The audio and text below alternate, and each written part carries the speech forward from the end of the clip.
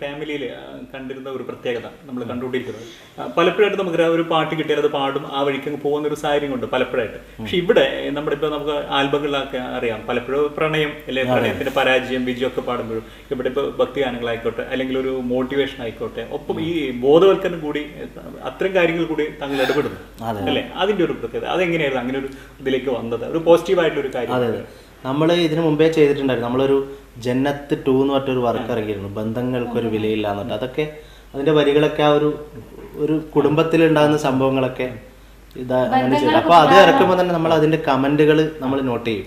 അപ്പോൾ ജനങ്ങൾ കൂടുതലും അങ്ങനെയുള്ള സാധനങ്ങൾ ആഗ്രഹിക്കുന്നുണ്ട്. അപ്പോൾ ആ ഒരു രീതിയിലുള്ള സംഭവങ്ങൾ, ഒരു മെസ്സേജ്, ഒരു പാട്ട് കേൾക്കുമ്പോൾ നമ്മൾ കേട്ട് പോവാ, അതല്ലാതെ നമുക്ക് ആ പാട്ടിലൂടെ എന്തെങ്കിലും ഒരു ചിന്തിക്കാൻ നമ്മളൊരു മെസ്സേജുകൾ, അതാണ് ഉപകാരം എന്നുള്ള പാട്ട്. നമ്മൾ ആ പഴയ പാട്ട് എടുത്തത് ഒരു തെറ്റുപറ്റും ചങ്ങാതി, അതിലൊക്കെ ഒരു മെസ്സേജുകളാണ്. നമുക്ക് എന്തെങ്കിലും അതിൽ നിന്ന് ഉൾക്കൊള്ളാൻ പറ്റും.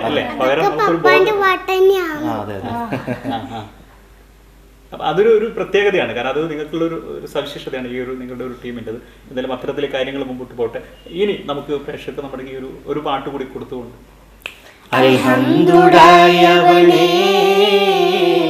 ആരാധ്യനായവനേ, ഹാജത്ത് തീർപ്പവനേ, കല്ലാക്കുടയവനേ, അൽഹംദുലില്ലാഹ് ആരാധ്യനായവനേ, ഹാജത്ത് തീർപ്പവനേ, കല്ലാക്കുടയവനേ, ശംസുൽ ഹുദാ മുസ്തഫ ശറഫുൽ ബഷീർ ഹുദാ, ശംസുൽ ഹുദാ മുസ്തഫ ശറഫുൽ ബഷീർ ഹുദാ, റൗള ഷരീഫ് കാണാൻ രാജാ തുണച്ചിടണേ, അൽഹംദുലില്ലാഹ് ആരാധ്യനായവനേ, ഹാജത്ത് തീർപ്പവനേ,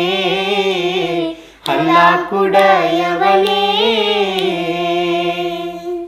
പ്രേക്ഷകരുടെ മനസ്സ് കീഴടക്കിയിട്ട് അപൂർവം കുടുംബങ്ങളിലൊന്നാണ് താങ്കളുടെ ഈ കുടുംബം.